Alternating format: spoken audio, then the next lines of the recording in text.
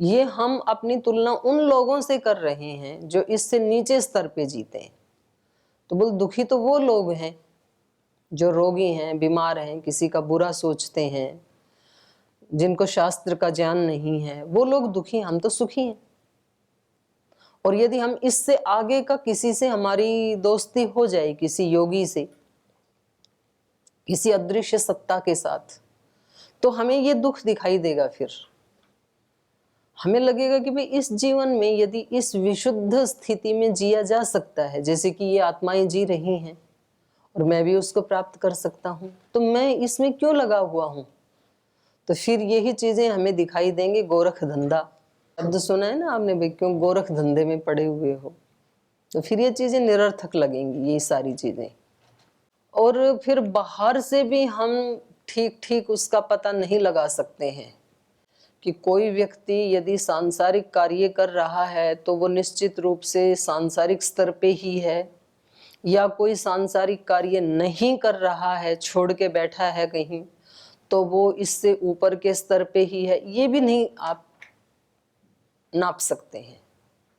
कोई व्यक्ति सांसारिक कार्य करते हुए भी बहुत ऊंचे स्तर पे हो सकता है, और कोई व्यक्ति एकांत में बैठ के भी बहुत निम्न स्तर पे हो सकता है।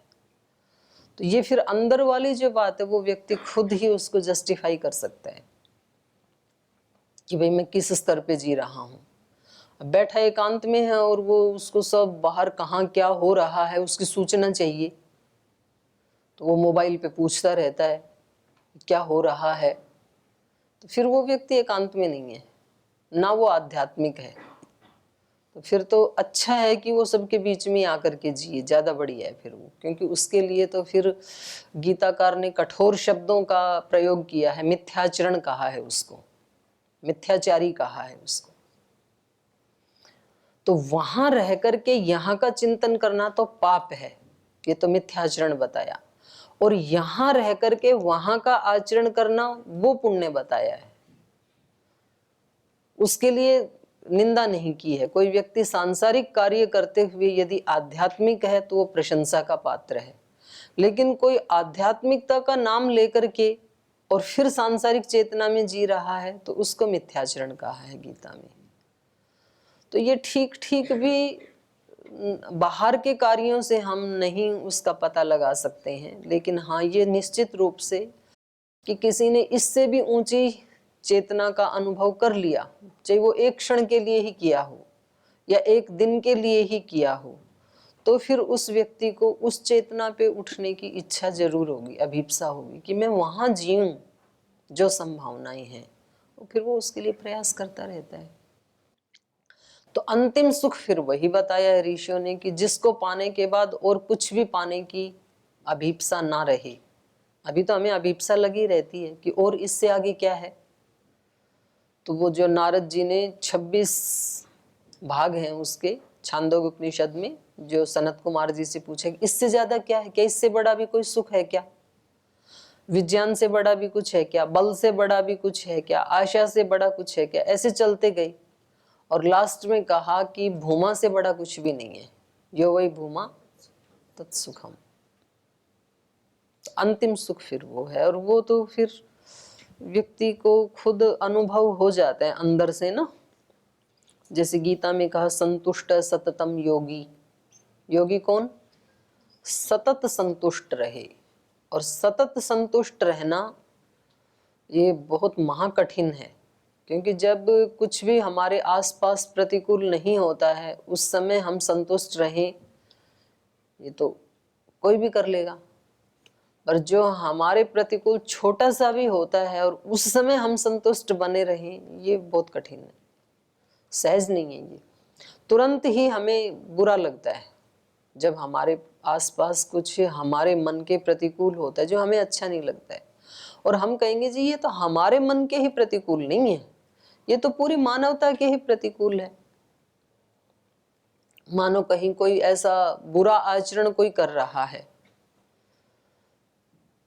कर ही रहे हैं आजकल तो ज्यादातर। तो आप कहेंगे कि जी ये तो है ही बुरा, इसमें मेरे को बुरा लगे ऐसा थोड़ी है। आज सोशल मीडिया के ऊपर जो पोस्ट चलती हैं और उसमें जो सबसे घटिया पोस्ट है, बिल्कुल एक आसुरी स्तर पर लाने वाली मनुष्य को, उनके व्यूज मिलियंस में मिलेंगे आपको गंदी चीजों की। और कहीं कोई वेदांत का पाठ चल रहा है, रामायण का चल रहा है, उपनिषद का, वेद का, तो वहां तो मुश्किल से 1000 व्यू आ जाएं, लाइक्स आ जाएं, वो भी बड़ी बात है। बहुत कम लोग देखते हैं उसको। तो सारे दिन ये जो 99% लोग हैं और जिस गंदगी को ये चाटे जा रहे हैं, तो मेंटेलिटी मेजॉरिटी किसकी होगी? गंदगी की ही होगी। तो फिर वहां ऊंची चेतना की आशा हो कैसे सकती है? और वो सारे मिलकर के अपराध क्यों नहीं करेंगे? तो ये एक बहुत बड़ा हमारे सामने धर्म संकट है कि हम दिन भर किसके साथ रहते हैं। आज हमारी युवा पीढ़ी, हमारे बच्चे, वो ज्यादातर उसके साथ रहते हैं, तो इसलिए टाइम से पहले ही मैच्योर हो जाते हैं। और वो सारी की सारी नहीं तो एक अपनी और आना वहीं पड़ेगा। जो गुरुकुलीय शिक्षा पद्धति है हमारी, उसमें 20-25 वर्ष तक तो व्यक्ति मैच्योर होता ही नहीं था। वो एक बहुत बच्चे जैसे जीवन जीता था, पवित्रता में जीवन जीता था। और वो जो शिक्षा व्यवस्था थी, अभी दोबारा जो शिक्षा का मॉडल बन रहा है नई शिक्षा नीति में, तो वो 8वीं 9वीं से ही वो कह रहे हैं कुछ स्किल्स को शामिल करो शिक्षा में। स्किल्स होनी चाहिए, केवल ये मार्क्स वाली विद्या ये पर्याप्त नहीं है। क्योंकि व्यक्ति पूरे दिन नंबर के बारे में सोचे जा रहा है, और वो नंबर लेने के लिए इतनी सारी पुस्तकें लाद दी उसके दिमाग के ऊपर, बच्चों की ग्रोथ रुक गई। क्योंकि बच्चों को ना खेलने का टाइम है, ना हंसने का, ना कूदने का, कोई टाइम ही नहीं है। पूरे दिन जब देखो शास्त्र ही शास्त्र, इतने सारे शास्त्र, तो दब गए, बच्चों की ग्रोथ रुक गई। अब कह रहे हैं कि कुछ स्किल होनी चाहिए, अभी ला रहे हैं शिक्षा नीति में कि भाई ये बच्चे जो भी करते हैं ना, तो उस सब का क्रेडिट होना चाहिए। क्रेडिट केवल मार्क्स का नहीं होना चाहिए। यदि बच्चे यज्ञ कर रहे हैं तो वो भी क्रेडिट में जुड़ना चाहिए। यदि वो योग कर रहे हैं वो भी जुड़ना चाहिए। वो खेती कर रहे हैं वो भी जुड़ना चाहिए, क्योंकि उन सबको मिला करके शिक्षा पूरी होती है। और ये हमारे प्राचीन शिक्षा ग्रंथों में हमारे जो प्राचीन शिक्षाविद थे उन्होंने ऐसे बताया। उन्होंने बताया कि क्लास में गुरु से जो सीखता है व्यक्ति, उसको कितना बताया? सपाद 25%, केवल उतना ही है उसका रोल, बस 25% जो कक्षा में हम पढ़ रहे हैं। फिर अगला 25% सब्रह्मचारिण, अपने साथियों के साथ जो डिस्कस करता है, तो वो भी तो क्रेडिट में जुड़ना चाहिए ना। वो जुड़ता नहीं है तो वो डिस्कस करता नहीं है। उसको लगता है कि भाई 70% केवल इस पढ़ाई में से ही लेने हैं, और वो तो हमारा प्राचीन पद्धति है नहीं। तो उसके 4 पार्ट बनाए, और चौथा जो है बोले 100% तब होगी जब उसको वो जिएगा। तो यदि वो भी क्रेडिट में जुड़ जाए तो फिर व्यक्ति जीना भी उसको शुरू करेगा। तो हमारी प्राचीन जो शिक्षा पद्धति थी वो बहुत साइंटिफिक थी, और उसमें व्यक्ति बर्डन नहीं मानता था। क्योंकि वो कभी अपने जंगल में घूम रहा है, लकड़ी काट रहा है, यज्ञ कर रहा है, गाय की सेवा कर रहा है, खेती कर रहा है, वहां पर पालक धनिया टमाटर उगा रहा है, वो भी शिक्षा में ही शामिल है। उसका भी क्रेडिट, तो उसको पढ़ने का तो ज्यादा बर्डन है ही नहीं। पढ़ता है कभी 2-4 घंटे, वो भी गुरुजी बोलते हैं, वो सुनता है, श्रुति परंपरा, रिलैक्स होके सुनता है। कोई पेपर देने की भी टेंशन नहीं है। तो ऐसी स्थिति में व्यक्ति बहुत आराम से 20-25 साल तक वो मैच्योर नहीं होता है, एक योगी की स्थिति में जी सकता है। और उसके बाद फिर उसको बताया जाएगा भाई अब आप संसार में जाओ, गृहस्थाश्रम को अपनाओ। अभी तो गृहस्थियों की तो बहुत दूर है गाड़ी, छोटे छोटे बच्चे मोबाइल में सब वो चीजें देखते हैं जो उनको कभी 25-30 साल के बाद देखनी चाहिए थी। तो ये मतलब ये साइकिल गड़बड़ हो गया, तो वापस इसी पद्धति पे आना ही पड़ेगा, ये जो शिक्षा पद्धति है।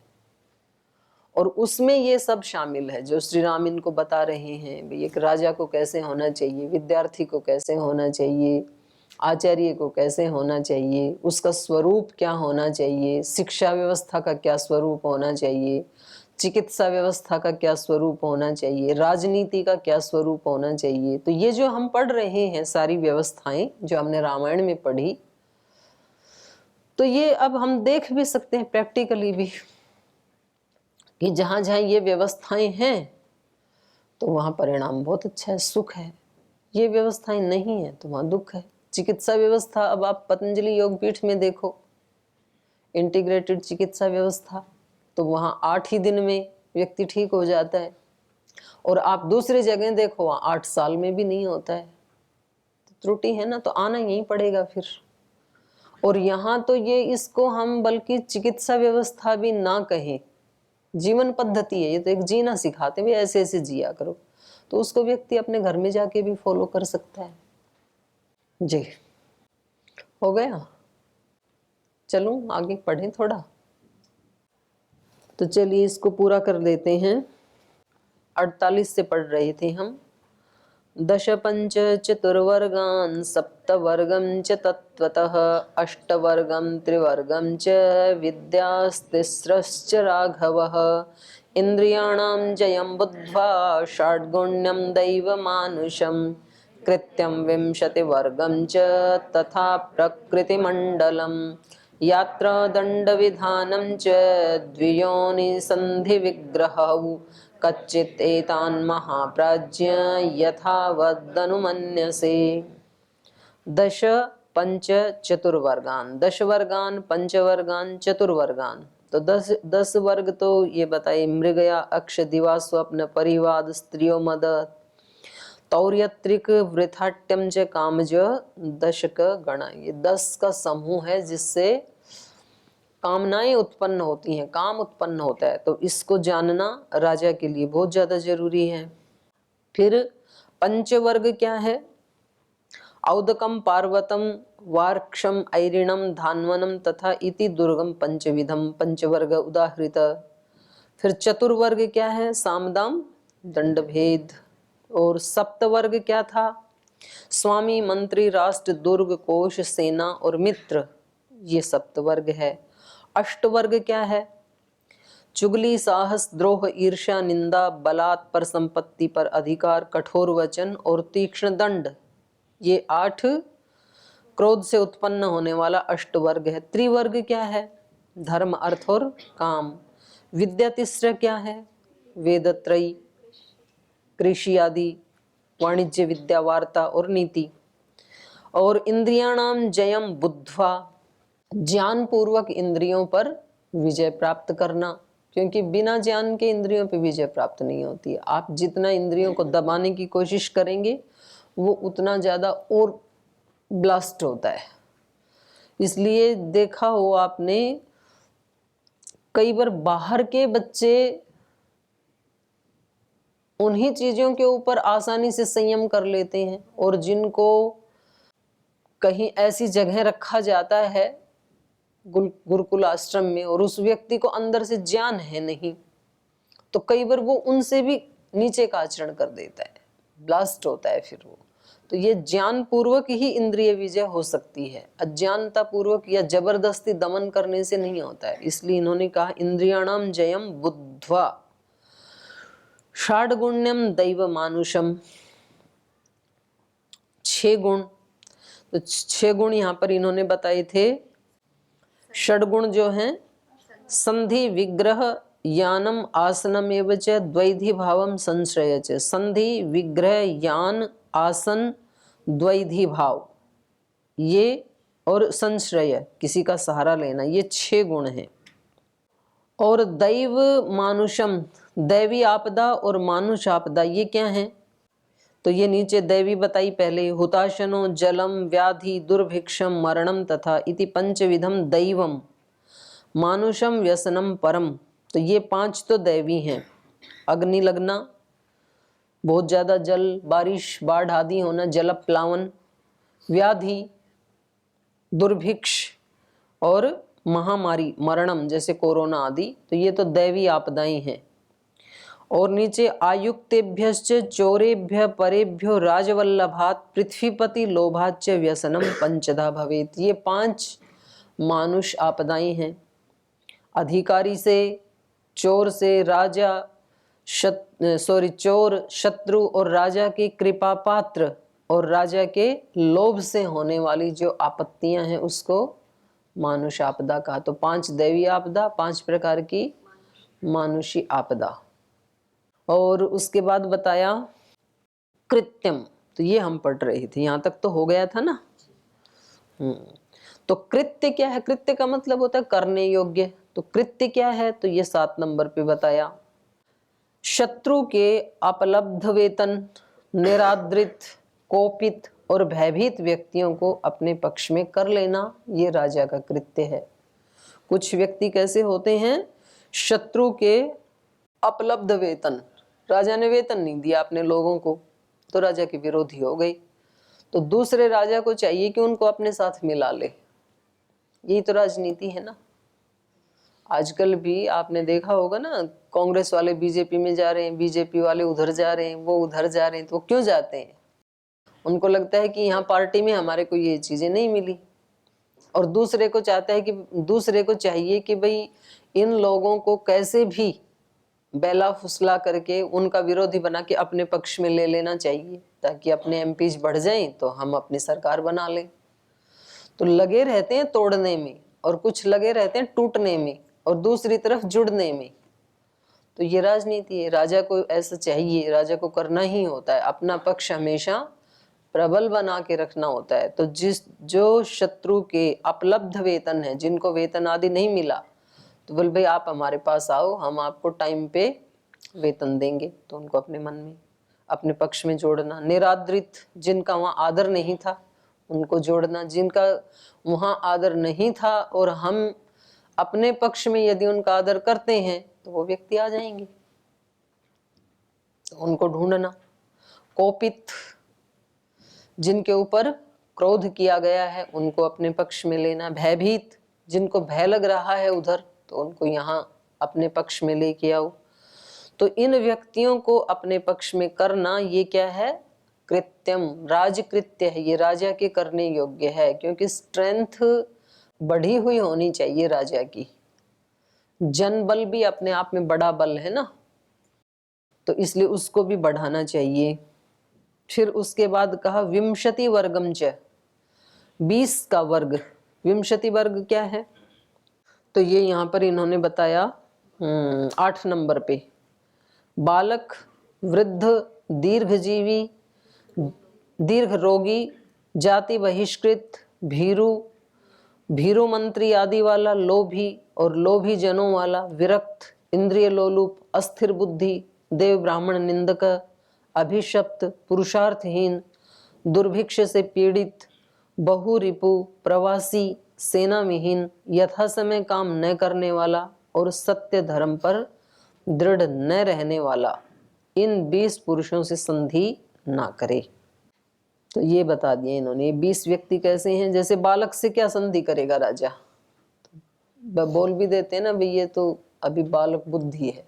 बाल का मतलब यहाँ पर बाल बुद्धि वाला, जिसकी बुद्धि में मैच्योरिटी नहीं है, गंभीर नहीं है, जो कुछ भी कहे किसी के सामने उगलते बच्चे को आप कितना भी समझाओ कि बेटा वो पड़ोसी आ रहा है घर में, तो उसको बता देना कि पापा घर नहीं है। और पड़ोसी आया और बच्चे ने वो ही बोल दिया कि पापा अभी कमरे में है, और पापा ने बोला कि बोल देना कि पापा घर पे नहीं है। अब इस बच्चे का क्या कर लोगे बताओ आप? तो ऐसे ही कुछ लोग हैं, उनमें गोपनीयता नहीं होती है। उनके सामने थोड़ा भी कहा, वैसा का वैसा जाके उसको बता दिया कि आपके बारे में ऐसे कह रहे थे बड़े, तो बोले उनके साथ संधि मत करना, बालकों के साथ। वृद्ध, जो अभी जिनके 2-4 साल ही बचे हैं तो वो क्या जीवन दान करेंगे, जीवन तो बीत लिया, तो उनके साथ संधि नहीं करना। दीर्घ रोगी, दीर्घ काल से कोई रोग से ग्रस्त है, तो वो व्यक्ति यदि संधि करे तो नहीं करना उसके साथ, उनको नहीं रखना, क्योंकि वो लंबी रेस के घोड़े नहीं है। जाति बहिष्कृत, जिसको अपनी जाति वालों ने बहिष्कार कर दिया है, तो कोई ना कोई कारण रहा होगा, जरूर कुछ ना कुछ तो अपराध किया होगा, ऐसे कौन बहिष्कार करता है, तो उसको नहीं मिलाना चाहिए। भीरू जो डरपोक है, भीरू मंत्री आदि वाला, जिनके मंत्री आदि भीरू हैं, उस राजा से संधि नहीं करनी चाहिए, पता नहीं कहाँ फंसा देंगे। लोभी से संधि नहीं करनी चाहिए, जो राजा खुद लोभी है तो लोभ के वशीभूत होकर के वो कभी भी धोखा दे सकता है। लोभी जनों वाला, जो खुद तो लोभी नहीं है पर उनके आसपास लोभी लोग रहते हैं, तो वो उसको मिसगाइड कर देंगे, तो उसके साथ संधि नहीं करनी चाहिए। विरक्त, विरक्त के साथ संधि नहीं करनी चाहिए, क्योंकि विरक्त का क्या भरोसा कब विरक्त हो जाए। तो बोल जी अपने को कुछ चाहिए नहीं, तो उसमें आप हम सब हैं, तो राजा को ऐसे लोगों से, विरक्तों से संधि नहीं करनी चाहिए। इंद्रिय लोलुप, तो ये तो अंडरस्टूड ही है। अस्थिर बुद्धि, जिसकी बुद्धि स्थिर नहीं है, उससे भी संधि नहीं करनी चाहिए। देव ब्राह्मण निंदक, जो बड़ों की निंदा करने वाला है, तो कई बार ना व्यक्ति दूसरों की निंदा करता है जब व्यक्ति, तो हम उसमें बहुत रस लेते हैं, पर हम ये बात भूल जाते हैं कि आज ये हमारे सामने दूसरे की निंदा कर रहा है, तो कल ये किसी तीसरे के सामने हमारी निंदा भी तो कर सकता है। ऐसा सोच के यदि वो उस निंदक को उसी समय रोक देगा तो बच जाएगा, और यदि उसमें इंटरेस्ट लेगा तो एक दिन खुद भी मारा जाएगा। क्योंकि जो दूसरों की निंदा करने का स्वभाव ही जिसका बन गया, इसलिए इसको पैशुन कहा है गीता में। पिशुनता, चुगली। पिशुनता का मतलब होता है दूसरे के दोष दिखा करके और उस दूसरे के प्रति दुर्भाव पैदा करना, किसी के दोष गिना करके उस व्यक्ति के प्रति दूसरे के मन में दुर्भाव पैदा करना, इसको पिशुनता का, ये बहुत बड़ा पाप है। तो यहाँ पर उसी को कहा देव ब्राह्मण निंदक, उसके साथ संधि नहीं करनी चाहिए, खतरनाक आदमी होते हैं ऐसे। अभिशप्त, जिसको कोई अभिशाप मिला है तो वो डिप्रेशन में मिलेगा वो व्यक्ति, उसके साथ संधि नहीं करनी चाहिए। पुरुषार्थहीन, कामचोरा, अगला शब्द मैं नहीं बोलूंगी, तो उनके साथ संधि नहीं करनी चाहिए। दुर्भिक्ष पीड़ित, किसी आपदा में जिसका सब कुछ लुट गया वो भी डिप्रेशन में मिलेगा, उसके साथ भी संधि नहीं करनी चाहिए। बहुरिपु, बहुत सारे शत्रु हैं जिसके, भाई एक आध शत्रु हो तो समझ में आता है, लेकिन सबसे ही बैर मोल ले रखा है तो उसको आप मित्र मत बनाओ, वो आपका भी फिर थोड़े दिन में शत्रु बन ही जाएगा। बहुरिपु, उसके साथ संधि नहीं करनी चाहिए। प्रवासी, जो ज्यादा दिन प्रवास पे रहते हैं हमारी तरह से, तो उनके साथ संधि का पता नहीं कब प्रवास पे चला जाए। तो मैं तो भी काम से जाती हूँ ना, संस्था के काम से जाती हूँ, पर जो वैसे ही प्रवास करते रहते हैं घुमक्कड़, तो उनके साथ नहीं करनी चाहिए राजा को संधि। सेना विहीन, जिसके पास सेना नहीं है उसके साथ नहीं करनी चाहिए। और दीर्घ सूत्री, यथा समय काम न करने वाला, जब जो काम जिस समय करना चाहिए, तो जब वो अपने ही नहीं कर रहा तो उसके साथ संधि करेंगे तो हमारे क्या कर देगा, तो उसके साथ नहीं करना चाहिए। सत्य धर्म पर दृढ़ न रहने वाला, तो देखो ये ना, हम इनमें से, इन सारे लोगों से हमें भी बचना चाहिए। ये केवल राजा को ही नहीं, हर अच्छे व्यक्ति को इन लोगों से बचना चाहिए, इनसे संधि नहीं करनी चाहिए। तो ये हो गया विंशति वर्ग। प्रकृति मंडलम, प्रकृति क्या है, तो प्रकृति कहा राजा की प्रकृति है अमात्य, राष्ट्र, दुर्ग, कोश और दंड। प्रकृति का मतलब होता है मूल चीजें, बेस, जिसके ऊपर राज टिका हुआ है। जैसे मूल प्रकृति है ना, जिस पे सारा संसार टिका है, तो ऐसे राजा का बेसमेंट क्या है जिस पे राज्य टिका है, तो अमात्य, उसके मंत्रीगण। दूसरा उसका राष्ट्र, तो सभी राष्ट्र में रहने वाले जो लोग हैं वो भी बेस है। दुर्ग, उसके पास कितने दुर्ग हैं, और कोश कितना है, और दंड, सेना कितनी है, तो ये उसकी बेसिक चीजें हैं, इनको बढ़ाना चाहिए। तो ये हो गया प्रकृति, इसके बारे में पता होना चाहिए उसको। और प्रकृति के बाद हो गया मंडलम।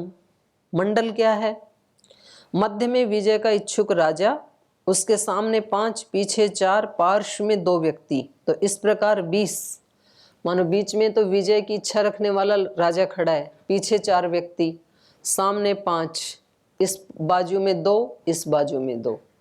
तो ये आकृति कुछ ऐसे बनेगी, अंडाकार, जैसे शिवलिंग की आकृति होती है ना, तो उसको मंडल कहा है।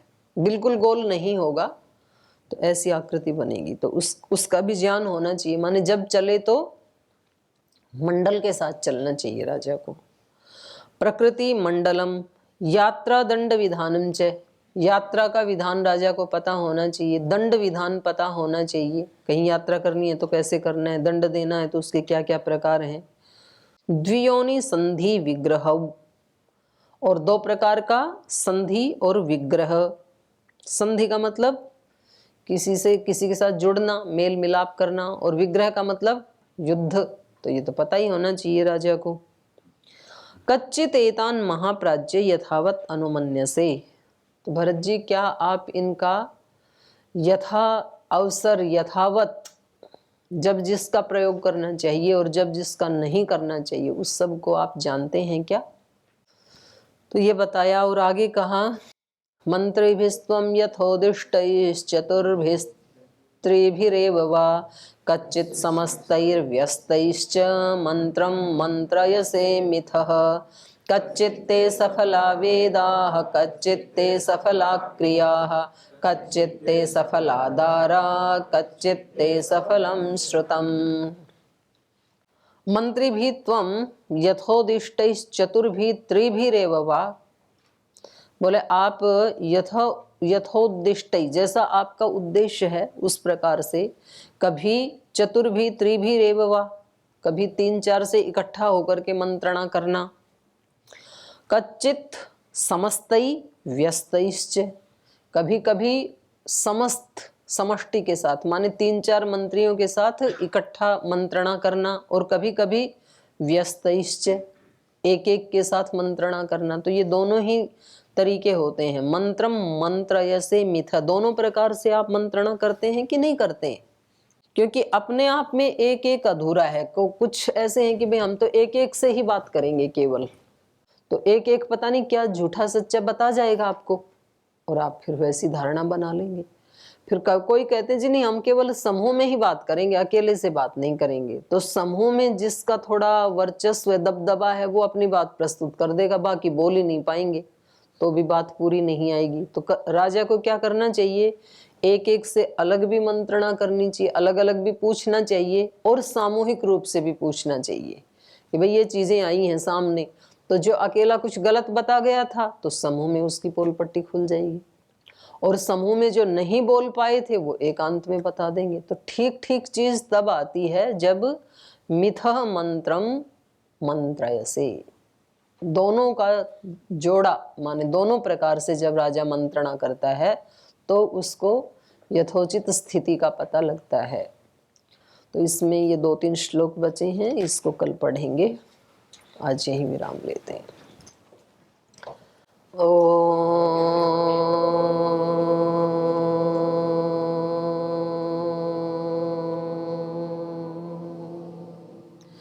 शांति शांति शांति। श्री गुरुभ्यो नमः।